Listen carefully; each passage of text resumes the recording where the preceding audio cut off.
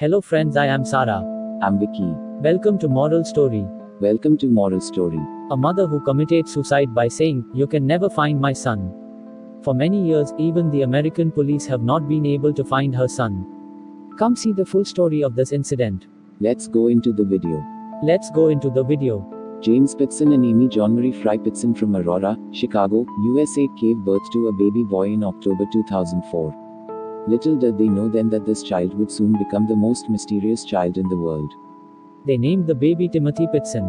Pitson, as usual, raised all the children and enrolled him in school. That day came when Pitson was 8 years old and the family underwent a tremendous change.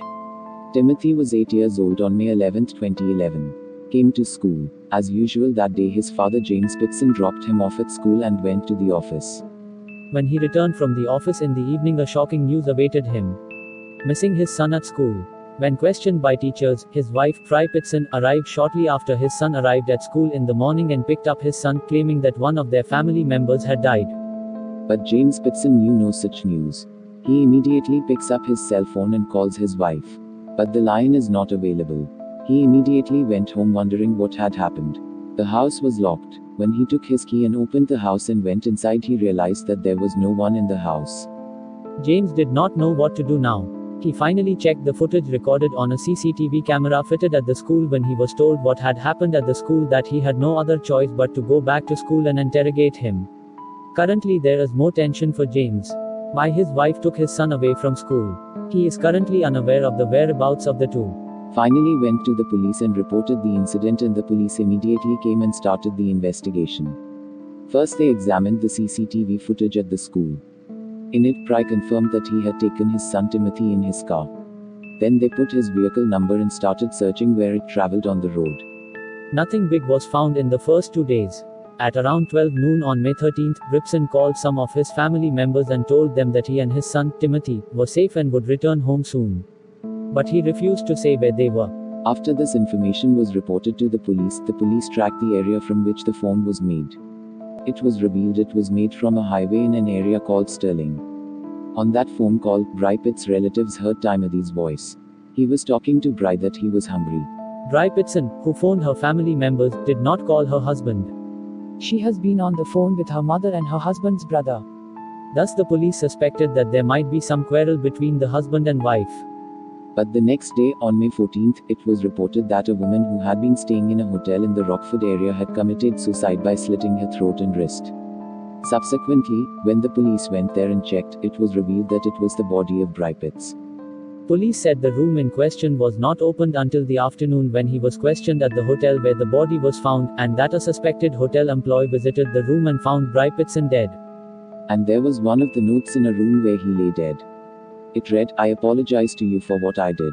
You cannot find Timothy. He is safe with someone who loves and cares for him." They kept that writing and later confirmed that it was written by Fry Pitson. Fry Pitson's family was told about the funeral and they performed the funeral rites. Police have since continued their search for Timothy. You can't find Timothy before Fry just dies. The police investigated in several places but to no avail when he mentioned that he was safely with someone who had love and affection for him. Got a clue a few days later. Fry, who went with her son in the car on May 11th, learned that he had serviced his car at a car service store. Following this, the police went to the shop and conducted an investigation. Police said Fry Pitson went to the store on May 11th to service the car. He went to the shopkeeper and asked them to drop him off at Brookfield Zoo in Chicago and get the car back into service. Accordingly, one of the shop employees dropped him off. Found that. And Fry Pitson came back to the store at 3 p.m. that day and took the car he had just serviced. He also asked the service shopkeeper how to get to a resort in the Gurney area. The police conducted an investigation at the service center. The police then went to the resort and conducted an investigation. There Fry Pitson arrived with his son Timothy and they stayed there that night. It was later revealed that at 10 a.m. he evacuated from there and moved to another location. Police were able to predict the time the car emptied and went straight there when he checked in at the resort in the Rockford area where he died. But where did Timothy, the son of Fry Pitson, go? Police have not been able to find out who he is currently living with, and after months of investigation from various angles, not a single clue has been found. In this case, Timothy's name was included in the list of undiscovered children in the United States. There is only one organization in the United States for this. The organization's job is to find the missing children. A few years later, the organization released a photo of what Timothy would look like now. Meanwhile, Brad Pitt's car got on a national highway. When they tested the car, it had some blood stains on it. The blood stain in one area was as recent as the blood stain in the other area was a few days ago. When police took the bloodstains and examined them, it matched the bloodstains of Bry Pitson and his son Timothy. Police subsequently questioned Timothy's family, saying that Timothy had been hit by an accident a few days earlier and that the old bloodstain may have been caused by another bloodstain, Pry, who went missing with Timothy.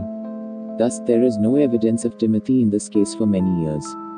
The case has been widely reported in the media and in the press. Meanwhile, the next turning point in the case came last April. On April 3 this year, Kentucky police received a phone call in which they found Timothy missing several years ago, and when police arrived at the scene to investigate, a boy said his name was Timothy. The police found such a lie to make him famous in the interrogation of the police. Then they found Timothy on their Twitter page. The boy, Timothy, is not currently in police custody. The case is still under investigation. To this day, Bry Pitson asks why he took his son out of school. Why did he take the resort with his son? What did he do to his son?